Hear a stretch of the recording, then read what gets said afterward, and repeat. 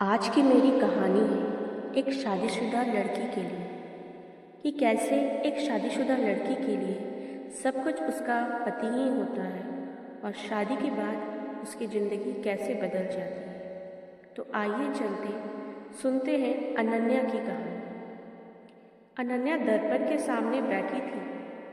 उसका लाल शादी की साड़ी सुनहरी रोशनी में चमक रही थी।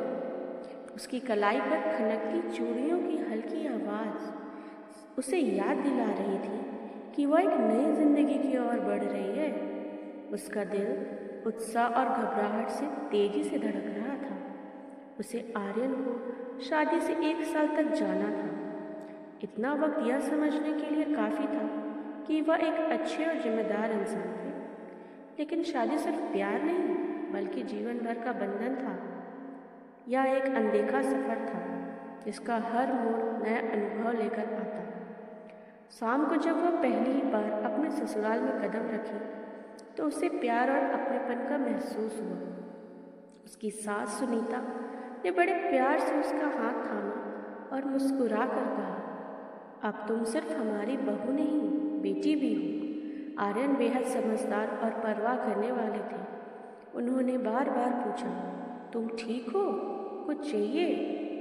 उस रात जब वे अपने कमरे में बैठे, आर्यन से कहा, अनन्या, मुझे पता है शादी एक बड़ा बदलाव है। अगर तुम्हें किसी भी चीज़ की चिंता हो या कुछ कहना हो तो बेझिझक मुझसे कह सकती हो।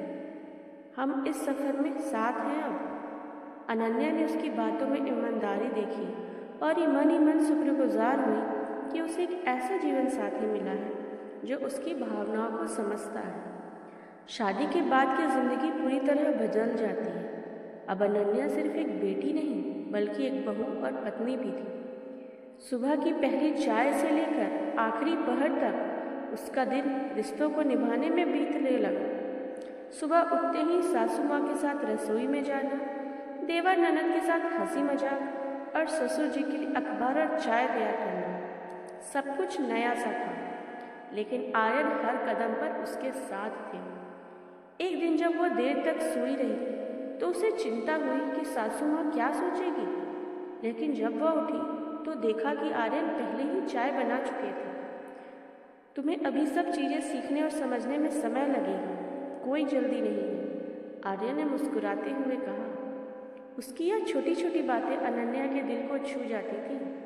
वह समझ गई कि यह रिश्ता बराबरी का था, जहाँ न सिर्फ पत्नी को पति की ज़रूरत होती है बल्कि पति भी पत्नी का सहारा बनते हैं। अनन्या शादी से पहले एक मार्केटिंग कंपनी में काम करती थी और वह अपने करियर को आगे बढ़ाना चाहती थी। लेकिन शादी के बाद उसे लगा कि अब शायद उसे अपनी प्राथमिकताएं बदलनी होंगी। एक दिन जब उसने आर्यन से इस बारे में बात की तो वह ध्यान से सुनते रहे। फिर बोले, अनन्या, शादी का मतलब अपने सपनों को छोड़ देना तो नहीं होता। मैं चाहता हूँ कि तुम वही करो जो तुम्हें खुशी दे। अगर तुम अपने करियर को आगे बढ़ाना चाहती हो तो मैं तुम्हारे साथ हूँ। यह सुनकर अनन्या की आंखें खुशी से भर आई। उसके मन का डर अब गायब हो चुका था। आर्यन का यह सहयोग उसके आत्मविश्वास को और मजबूत कर गया। हर शादी में कुछ उतार चढ़ाव आते हैं, कभी घर के काम, कभी ऑफिस का टेंशन, कभी रिश्तेदारों की अपेक्षा। सब कुछ संतुलित बनाना आसान नहीं था। एक दिन जब ऑफिस में बहुत ज़्यादा काम था तो अनन्या घर देर से पहुंची।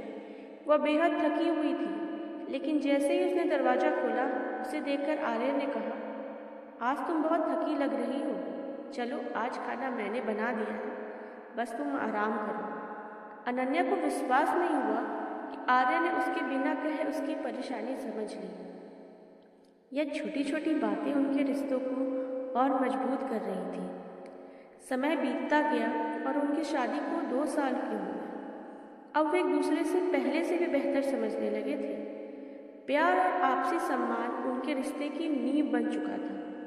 एक दिन अनन्या ने आर्यन से कहा, तुम्हें पता है, शादी से पहले मुझे डर था कि मेरी ज़िंदगी बदल जाएगी, लेकिन तुम्हारी वजह से मुझे कभी ऐसा महसूस नहीं हुआ कि मैंने कुछ खोया है। आर्यन मुस्कुराए और बोले, शादी का मतलब सिर्फ जिम्मेदारियां निभाना नहीं, बल्कि एक दूसरे का सहारा बनना भी होता है। और मैं हमेशा तुम्हारे साथ हूँ। अनन्या को एहसास हुआ कि एक खुशहाल शादी वही होती है जहाँ दो लोग एक दूसरे को समझते हैं, साथ देते हैं और एक दूसरे की खुशियों को अपनी खुशियों के ऊपर रखते हैं। शादी के बाद ज़िंदगी सिर्फ नई जिम्मेदारियों का नाम नहीं, बल्कि नए रिश्ते, नए सपने और एक नए सफ़र की शुरुआत होती है। अनन्या की कहानी यह दिखाती है कि जब पति और पत्नी एक दूसरे की भावनाओं को समझते हैं तो शादी सिर्फ एक रिश्ता नहीं, बल्कि एक खूबसूरत सफ़र बन जाती है जहाँ हर दिन एक नई सुबह की तरह होता है।